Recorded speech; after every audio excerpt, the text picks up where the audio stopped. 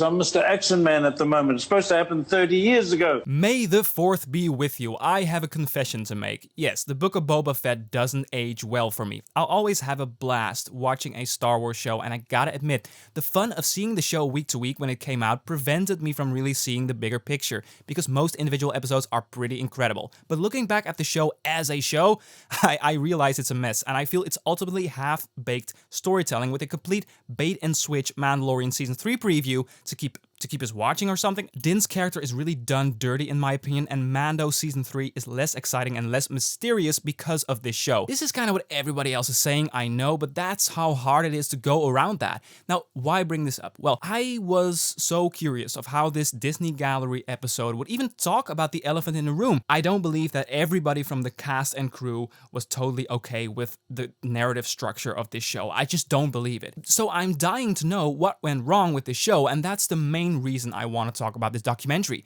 I'm also talking about some of the highlights, so maybe you haven't seen the documentary and then still want to talk about it, so that's the opportunity here. So let's talk about it. Hello, fellow Disney Plus watcher. It's nice to talk with you about Disney Plus today. If you love Disney and Disney Plus as much as I do and enjoy talking about it, why not click the subscribe button to stay up to date, and please give it a like because it helps the video and the channel. Thank you so much. I know this show gets criticized for the Boba story in it, and I still think the show is not good in its entirety, but they really tried, and I think it shows in earlier episodes of the show, they really tried to give Boba a fresh story, a kind of turning point, like the Sarlacc pit was a turning point in his life, and Jon Favreau talks about that early on in this documentary.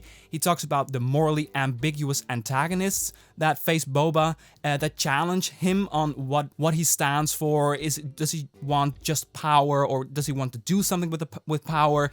And Cad Bane, of course, is a great mirror for him. I thought that really worked about the show, and they talk about how they tried to give a fresh story to Boba. So they really thought about this.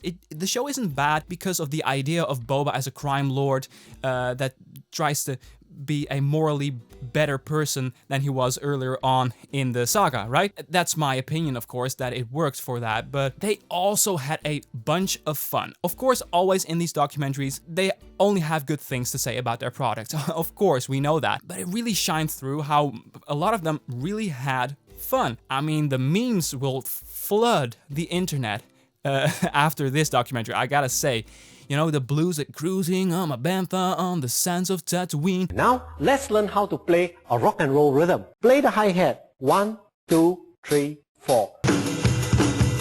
Yeah, so the director and Temuera Morrison really bonded together with their little Sarlacc pit blues, and Robert talks about that, about why he does stuff like that on set, why he plays music with his actors. It's to put them at ease, to make them feel good, and I like that he explained that, and that's why we see so many photos and so many clips of him just playing guitar casually on the set. It's not that they don't have anything else or anything better to do, no, it's because he wants to make his actors feel a little better on set. So it was disappointing, that's just my personal thing, that we got nothing on Ludwig Göransson or Joseph Shirley, who did the main theme and the score for the Book of Boba Fett. You know, the theme song of Book of Boba, the hum-da-dum-hum-dee-da, right now it's my favorite thing to listen to in the shower or doing laundry or whatever. It's my sing-along thing right now, so I really wanted to see something about that, but we didn't get that. We did get a lot of stuff about Temuera Morrison's roots, his Maori roots, and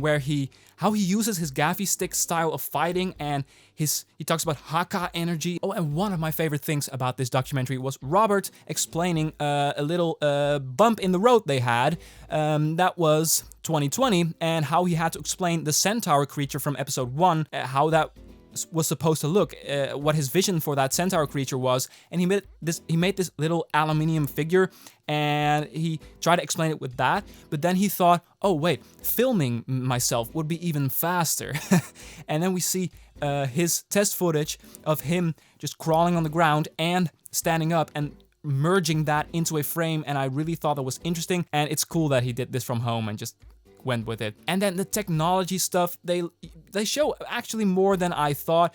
They showed the kind of a trick they did with a fake Fennec body that they laid on to Fennec, and Fennec was Ming-Na Wen was sitting in a kind of like an armchair kind of angle in the casket, and then the fake body just was put on her. So it looked like she laid on her back, but she was actually sitting down in a different angle. So it was very cool to see that. And it was really interesting to see the invisible infrared dots they used for motion capture on the Luke Skywalker actor, and then the two cameras on the side of the lens to capture the face from actually 3 different angles. And then around the 35-minute mark, Mando comes up. I'm gonna quote Dave Filoni directly. He says, "In the very beginning, John and I looked at the entirety of the season. John has a bunch of things he wants to accomplish, and we both like Mando. And we felt it would be difficult for us to go with the whole season without seeing him."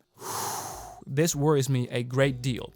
Because this is my theory about it. This is all they gave us about the elephant in the room, the big glaring issue, narrative flop that it was. It was a narrative flop. It was great Star Wars content, but it was a narrative flop. So this is my theory. I think that Dave Filoni was planning, along with Robert, was planning to do this Boba Fett story in a few episodes.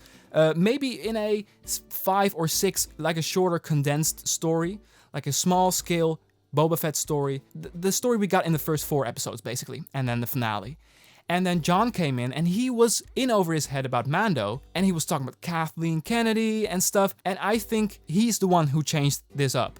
Because he says, Dave Filoni says, John has a bunch of things he wants to accomplish, and we both like Mando. That's word for word what he says. I really think, unfortunately, that this is Jon Favreau saying, are we gonna miss him for like a whole year? I think we have to start using our stories from Mando season 3 and bring them in, and I think he meddled with that, and I think he overplayed his hand there a little bit, and it's ugly. It's gotten ugly, but great episodes as standalone stuff. We get 50 minutes about Mando, about these episodes with beautiful highlights, but it's just like in the show. Like I'm watching this documentary and like 50 minutes in, I think, wait. Where's Boba? Like, I have the exact same reaction. But yeah, seeing production designer Doug Chiang flying through the canyon with the volume on his, like on the ceiling, it's like a theme park ride. It's seeing magic come to life. And then they talk about the whole Luke Skywalker sequence, and Mark Hamill was way more on set than I thought, because it makes sense. He informed the performance of the new actor, and it was very interesting. Grogu's backflips, you know, in episode 6 of the show. How little CGI they actually used, how practical those flips were. It's one of the moments that got me the most emotional in the show. And I think that's because we see Grogu really grown up, and it's one of those moments I realized that, and they did such a great job on this practicality there. And also about Grogu, Robert Rodriguez talks about Grogu, specifically the choice that Grogu doesn't close his eyes when he calms down the Rancor in the finale. And I thought that was a really interesting detail, because what he was trying to show there was trying to let us see how Grogu now has grown and how he's in control more of his power. So that's really interesting that I never noticed that, but they really thought that through. But yeah, I really enjoyed this documentary for all the little details. I'm still disappointed that the music wasn't featured, but okay. Book of Boba Fett is really good Star Wars content, and this documentary shined a light on the great work that got into the show, but the show was pretty weak and half-assed as a TV show, in my honest opinion, and that's how I would describe Book of Boba. It's still great Star Wars content, but that's a little bit worrisome in the end, isn't it? That it's just content that doesn't really make sense when it's put together. I don't want Star Wars to be treated as merely content. So that's, yeah, it's a bit of a sour May the 4th. Nah, it's a great May the 4th. I'm having a great day. Now it's up to you. Any thoughts? Let me know in the comments below, and add D+ on the top of your comment if you want me to give my thoughts on your thoughts in the coming Sunday video. I'm thinking about wrapping this up. Thank you so much for watching. I'll be back today with my thoughts on the finale of Moon Knight. Did you like this video? Then there's the simple way to show support. Thank you so much. For now, have a wonderful day, and see ya.